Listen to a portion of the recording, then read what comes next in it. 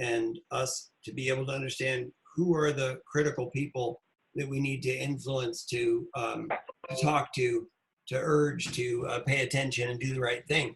I think that would be really helpful as part of the package at the end. Like, you know, if you're going to talk to 3 people who are going to have a say in the matter directly, here's the 3, or maybe it's this diagram, maybe it's 5 or 6. But that would be good. So what's the critical path for people who are interested in participating in the fate of this really important piece of land, natural resource, you know, and now man-made resources too, in terms of the infrastructure that's there. I'm happy to hear that a lot of your stakeholders think that the conservation easement is a good idea. And there's probably another issue about the sort of ongoing maintenance of the land, and the management of it is going to have costs associated. And so, you know, that's going to be an issue as well. Whoever ends up controlling whatever sections, it's not going to be free to take care of it and to own it. So it's such a complex project, and it's exactly the kind of project that we have to learn to wrestle with, and regular people have to learn to understand better, and so they can participate in. And I think you guys are really helping that to happen. One next step is June 24th, the next meeting of the Diablo Canyon Engagement Panel. The subject will be transportation of what's on the site now. That would be perfect, because that's one thing that was missing from a commonality of, on this diagram in particular, was what different stakeholders thought the best plan of action with the radioactive waste was to be. So that would fill in some critically missing gaps right now. There's not really a place to take it right now, is there? I mean, there's I don't think that there's a place to take it, and I just wanted to jump in there because I wanted to bring attention to the Indigenous perspective on nuclear waste management, and this is something you guys can take with you when you leave college, and you know, I hope that this, you know, stays with you, because, you know, it's oftentimes, you know, the fact that our toxic waste and nuclear waste is dumped on other poor people and other marginalized communities and people that don't really have, you know, voices to stand up and to fight against, you know, companies like PG&E. Like Ward Valley, for instance, was one of the sites that they wanted to dump a lot of the nuclear waste. And, you know, you get, I kind of feel like even though it was, we would like to get it out of our backyard, you know, we made it, and we really should be the ones that are dealing with it, because if we send it off to someone else, we're going to send it off to another community, and possibly a community that can't protect itself like we can. So something to keep in mind: if we send it somewhere, is it going to be impacting other possibly Indigenous people or other marginalized groups or other people's water? Or, you know, it's something that we kind of created and we need to really address. The pepper and the spaghetti and the onion. Thank you so much for that, Violet. I think it's a really great point to bring in environmental justice to the conversation. I think that it isn't brought into the conversation enough when talking about environmental issues. And yeah, environmental racism and environmental justice are very important topics to bring in to any conversation about the future of any kind of sustainable project. If we're wrapping up, I just wanted to say, you know, I really appreciate you guys. This was fun, and you did a great job. And you know, feel free to continue with me. I'd like to get the information up on our website, and you know, I'd like to use you guys as a resource if you're not graduating. You know, we have a lot of other, you know, work that we're doing, and so it'd be great to get you guys involved in some of the other projects like the Chumash Heritage National Marine Sanctuary, and that would be a collaboration with the decommissioning of Diablo Canyon and the return of the land to the tribes.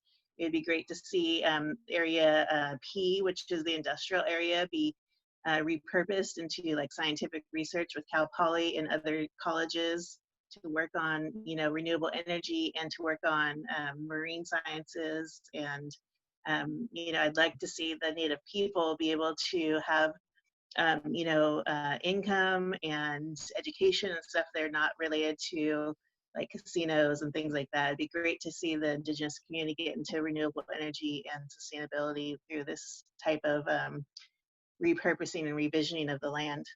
Definitely.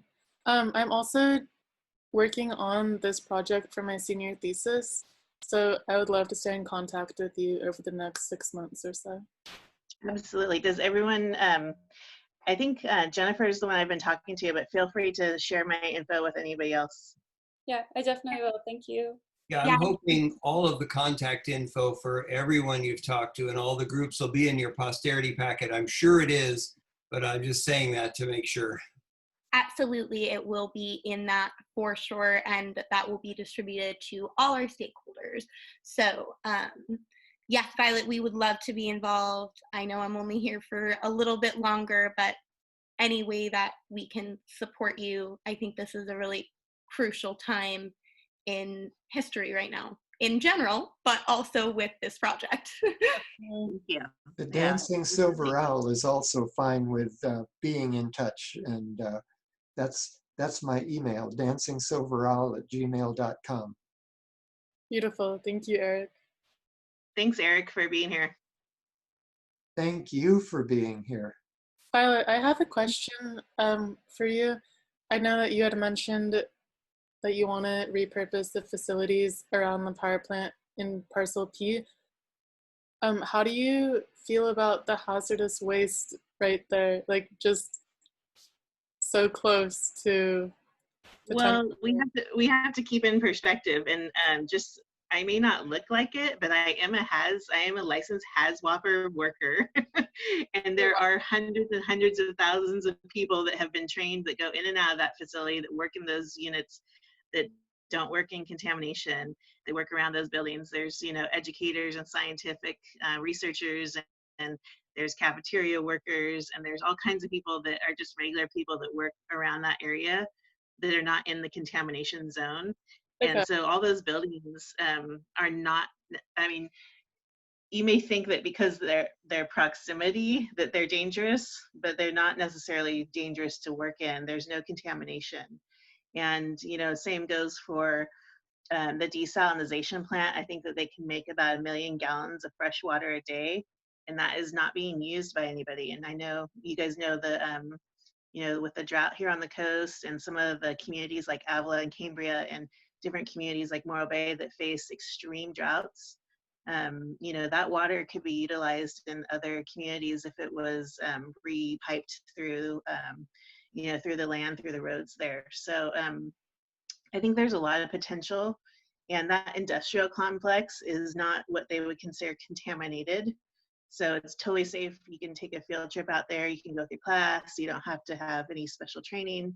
But yeah, it's definitely, it should be repurposed into education, research, and creation of new jobs. And where were you thinking for the Chumash National Heritage Marine Sanctuary? Would that be like a boundary, just kind of invisible, or is that like part of a building? Like So the actual boundary of the sanctuary would be from like San Simeon all the way down to Gaviota Coast.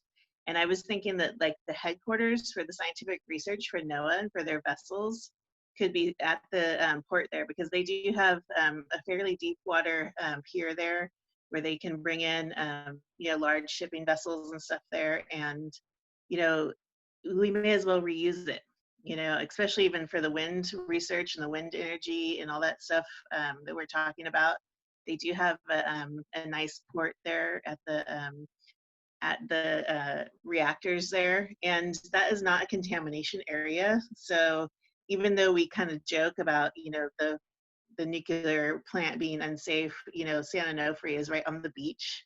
Yeah. So you see people just laying out on the beach with the 2 big, huge nuclear reactors in the background, which is really strange. Same thing here at Diablo Canyon. So it may not be ideal, but it's how we have to reimagine the nuclear facility into something new.